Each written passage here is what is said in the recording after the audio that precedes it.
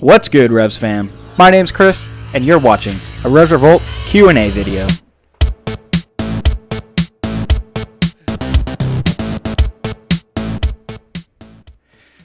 Welcome back, fam, and thank you so much for all the support I got last week. It was genuinely overwhelming. Not that it was so much that I didn't know what to do with. It's just really nice to get such a good response and to have so many people interact, like the video, comment on it, all the above, and the interaction I got on Twitter and everything like that was awesome. I really appreciate it. Thank you so much. And then for this week, I didn't have a whole lot to talk about. It's been a pretty quiet week overall. So I wanted to do a Q&A, AMA type thing, see what everyone else wants to know. I know we're all going to ask the questions, and I've already reviewed some of the questions that have come through on Twitter, and of course there's questions about Heal. What are we going to do? We'll get to that. And yeah, like I said, it's been a quiet week, so quick recap. The only thing that we've had going on is Revs 2, and they played last night now. All my days are starting to blend together. Forgive me. And they came to a 3-3 draw with North Texas SC, and if you told me before that game started it was going to be a 3-3 draw, I would applaud them, because North Texas is one of the better teams in USL League One.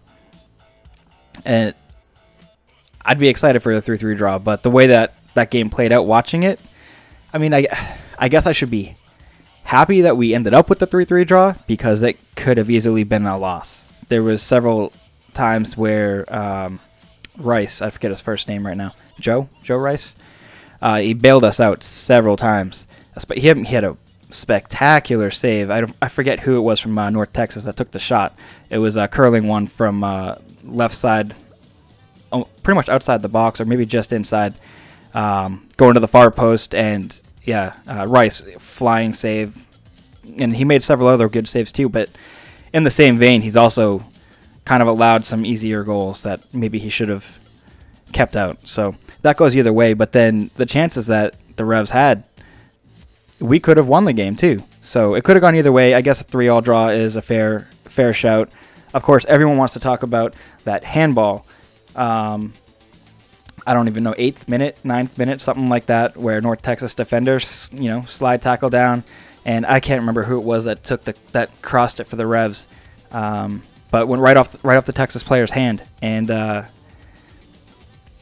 no handball given. And yeah, I think that's a blatant, by definition of the rule, handball, and it should have been a penalty.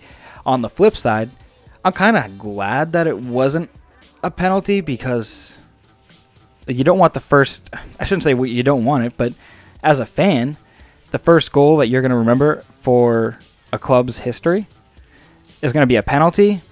That's kind of boring. So from an excitement standpoint, from a fan standpoint, I'm kind of happy that they didn't call that. There was some controversy, and then Firmino with that half volley, I think you would call it. I'm not even sure exactly, but that was a terrible clearance off the line. Or was that even a pass from the goalkeeper? I don't remember exactly how that one played out. But I know Firmino did a great job controlling it and then half volleying it straight into the corner.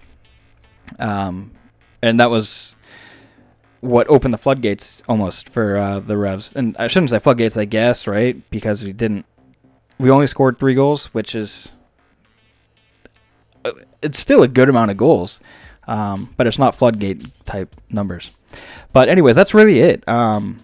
We had that, and then the Ankang Screamer, I guess, is the only other thing that we should talk about. Ankang, of course, had a brace in that game, and it was nice. The 3 goals all came from any Revs academy players that are now first-team players playing with the USL side. So that's pretty exciting to see. But of course, those are the players that you're going to want to see produce more for Revs 2 anyway. So it's nice to see that they're producing. But otherwise, let's just jump into some questions and see what we got. So I am live streaming this. I don't have any questions right now on Twitch. If you do want to be a part of a live stream, I'm planning on doing at least the Q&A videos on Twitch going forward. And you can find twitch.tv/RevsRevolt. All right, so we got a question from Mocha. Mocha says, if we look for someone within the league to replace Heel, who would you want? I feel like this is such a loaded question because I don't know who can replace Heel. Nobody really. So I think it's best if the Revs just keep it in-house and try to solve the situation that way. It's not going to hurt to bring in something or someone from a different team, but you're going to have to find a team that has a backup attacking mid, someone that's going to come in off the bench that could still provide valuable first team minutes for a full 90. And the only player that really comes to mind is Lee Win, and I don't think Lee Win's coming back here. I don't think that's an option. If I could dream and just take any player I want, it's Alejandro Pozuelo. And yeah, so I don't know if that's a backwards way out of the question, but that's where I'm going with it because I don't have a better answer for you. So yeah, moving on, we got Zach. Bo is magic. Great Twitter handle. Zach says, can the defense keep on with the solid performances heading into this season? Good use of quotations there. Or will we see a slight drop-off from the D? I think that they're going to keep going, to be honest. They haven't been perfect, and I think, if anything, they have room to get better. Yeah, I really, really, really, really, I don't know if I can stress really enough, really like the look of Henry Kessler at the back, and then I don't care who's being paired up with, but Henry Kessler is the number one. You put him with De La Mea, I'm okay with De La Mea, and then, of course, Andrew Farrell. He's still my Defensive Player of the Year candidate for 2020. I said it last year as my bold prediction, and I have to stick by it, so whatever. I'm not quitting on that one. And he still can be. He has a very tenacious and very hungry work ethic, and if he can apply that to the best of his ability, and of course we all know he has the abilities, he's got more speed than half the league. I don't see why Andrew Farrell couldn't be Defensive Player of the Year. And pairing him with Henry Kessler, I think that's our best center back pairing right there. And then Matt Turner's been doing a great job of commanding the D and keeping everyone organized. I've been impressed, to say the least, about Matt Turner to start 2020. So yeah, that's my answer. Yes, absolutely. I think that they'll continue. All right, moving on. Any Revs UK, Mike. What is going on, Mike? How are you doing? I need to message you, by the way. We have some unfinished business to take care of. Mike says, with Tico not featuring for the Any Revs 2 matchday squad, do you feel that he will feature for the Any Revs? I'll touch on the second question afterwards.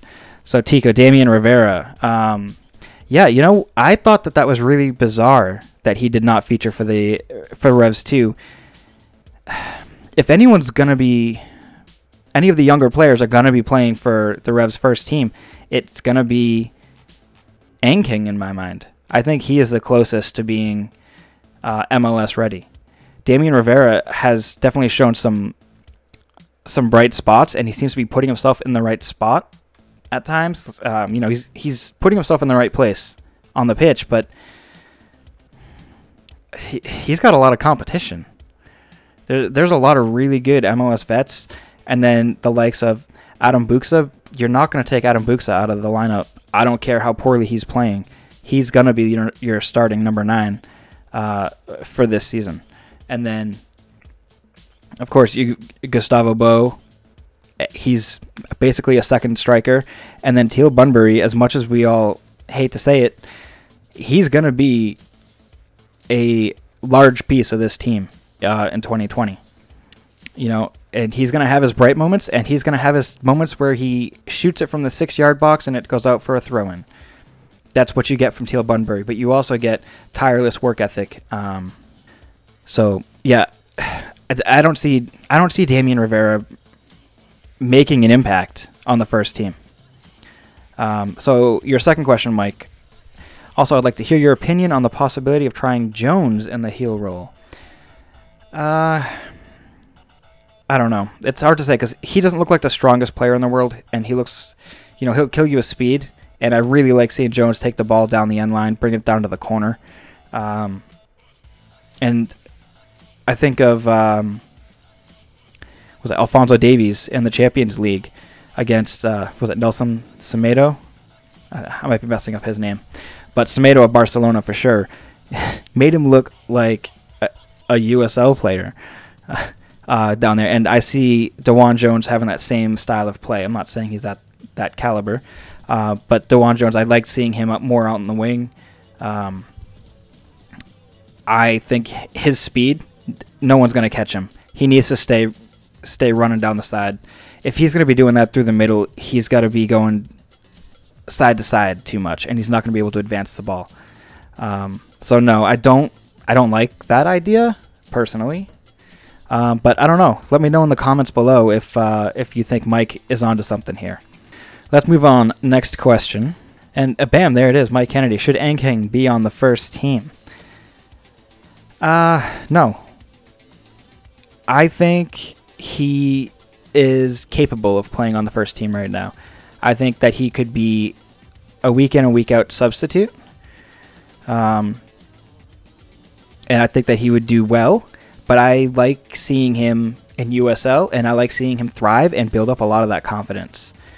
If this season doesn't feel like the season that we need to just start throwing a whole bunch of crap into the first team to see what's going to happen. We need to build more for the future, and I think Ankang playing at Revs 2 is going to help a lot for that. Let me know in the comments below. Am I being crazy? All right, well, it looks like that's all the questions that we have this week. Thank you so much for everybody submitting your questions, reaching out, communicating. Thank you for everyone that tuned into the live stream. Again, I did stream this on Twitch, twitch.tv/RevsRevolt. And I took all my questions from Twitter, RevsRevolt, at RevsRevolt, I should say. And you can also email me, RevsRevolt@gmail.com. If anyone still uses email, please let me know, because I do, but I'm not sure anyone else does. So yeah, this has been really interesting and really fun way to record these. Like I said earlier in the video, I plan on doing these live streams more often for Q&A style videos. There's not a whole lot of stuff happening right now, so I thought a Q&A would be a fun thing to do. Get some of your opinions or thoughts, what you want to know about, and what's going on with the Revs right now. I'm surprised I didn't get any questions about Matt Polster. Definitely expect to have that, and I expected to get some questions about Revs too, but I think all everyone wants to know about is, I mean, I guess the Ankang question was a bit about Revs too, but I guess all everyone wants to know about is who's going to take over for heel, and I guess only time is really going to tell there. So again, thank you so much, everybody. I greatly appreciate. Was this here the whole time? I'm an idiot. Thank you so much, everybody, for tuning in. I greatly appreciate it, and I hope you all have a great week and stay safe and wear a mask. Peace.